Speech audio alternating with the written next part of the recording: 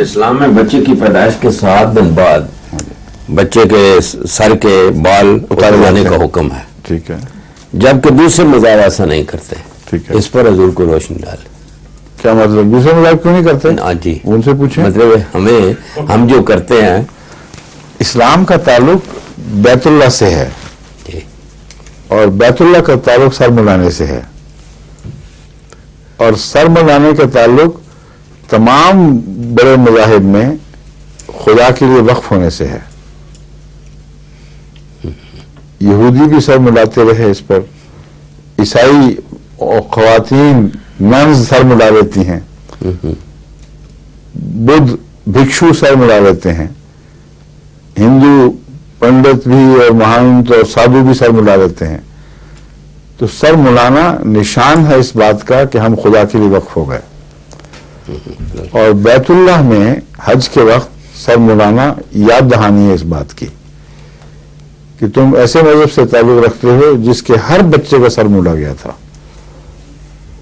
خدا کو بالوں سے کوئی دشمنی نہیں تھی، یہ یاد دہانی تھی، پیغام تھا کہ تم سے امت محمدیہ سے توقع ہے کہ چونکہ خانہ کعبہ سے وابستہ ہو، اس لیے اللہ کے حضور اپنے آپ کو قربان کر دو، جس طرح ابراہیم نے اور اسماعیل نے اپنے آپ کو قربان کیا تھا. اور اس کے بعد رسول اللہ صلی اللہ علیہ وسلم نے اسی بات کو اور بہت اونچا کر دیا.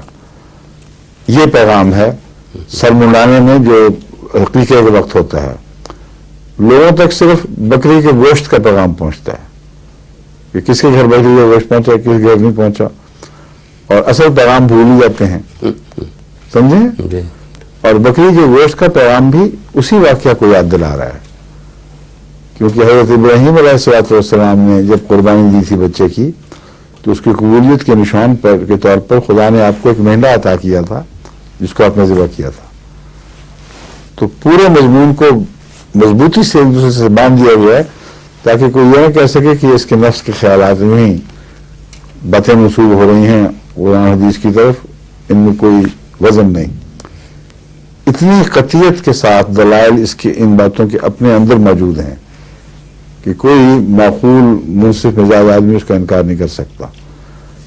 بس عقیقہ کا تعلق لازماً بیت اللہ سے ہے، اور اس ابراہیمی رسم کو جو حضرت صلی اللہ علیہ وسلم کے آئندہ ظہور سے تعلق رکھتی تھی، اس ابراہیمی سنت کو خدا نے جاری فرما دیا مسلمانوں میں سب میں.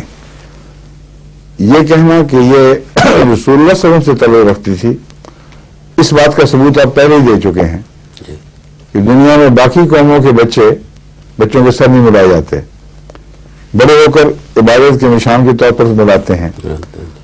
تو ایک ہی مذہب ہے جس میں ہر بچے کا سر ملانے کا حکم ہے.